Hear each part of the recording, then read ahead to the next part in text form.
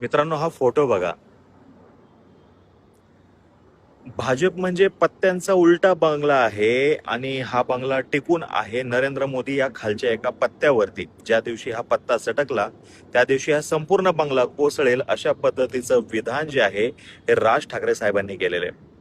आता राज ठाकरे साहेब हे त्यांच्या दृष्टीने बरोबर असतील, पण जर का आपण भारतीय जनता पक्षाची एकूण बांधणी जर का बघितली तर आपल्याला हे लक्षात येईल की आजच्या दिवशी हे असं म्हणणं हे थोडंसं अवघड आहे. म्हणजे सपोज उद्या वय ह्या एका मुद्द्यावरती किंवा इतर काही मुद्द्यांमुळे जर का पंतप्रधान नरेंद्र मोदी हे पंतप्रधान पदावरून पायउतार होत आहेत, राष्ट्रपती होत आहेत, तर त्यांची जागा घेण्यासाठी 3 महत्वाचे कंटेंडर त्यांच्याकडे ऑलरेडी उपलब्ध आहेत.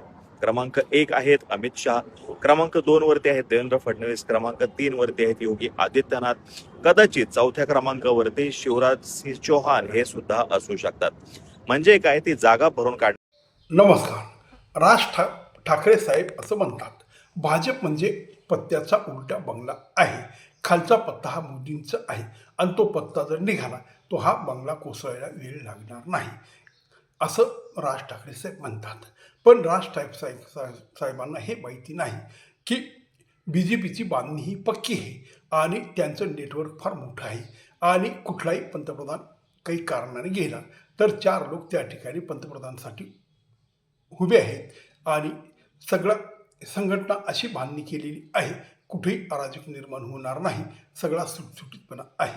पण हा जो एक खांबी तंबू, ज्याला राज ठाकरे साहेब मोदीच्या नावाने एक खांबी तंबू म्हणतात, तसं जर पाहिलं तर जे आज अलग अलग प्रादेशिक पक्ष आहे, मग तो खुद मनसे असेल, खुद उद्धव ठाकरेंचा पक्ष असेल, खुद राष्ट्रवादी शरद पवार गुट आणि अजित गुट असतील, शिंदे गुट असेल, ममता असेल, मायावती असतील, अखिलेश असतील, स्टॅलिन असेल, यांचं काय?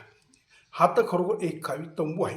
हे सगळे जे विरोधी पक्ष आहेत, यांच्या बापाकडनं यांच्या मुलाकडे सत्ता आलेली आहे आणि यांच्या मुलाकडनं यांच्या मुलाकडे सत्ता जाणार आहे.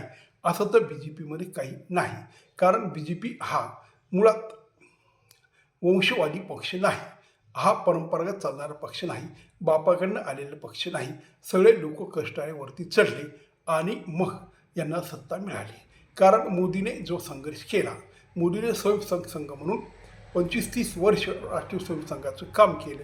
त्यानंतर गुजरातच्या निवडणुकासाठी त्यांनी काम केले आणि मग ते मुख्यमंत्री झाले.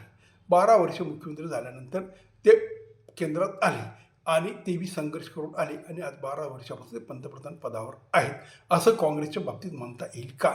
नेहरू नंतर इंदिरा नंतर राजीव नंतर सगळे सत्ता सोनियाच्या हाती आणि आज राहुल गांधीच्या हाती.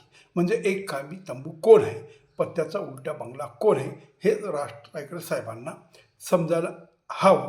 पण जनता समजते, जनताला सगळं माहिती आहे. नमस्कार.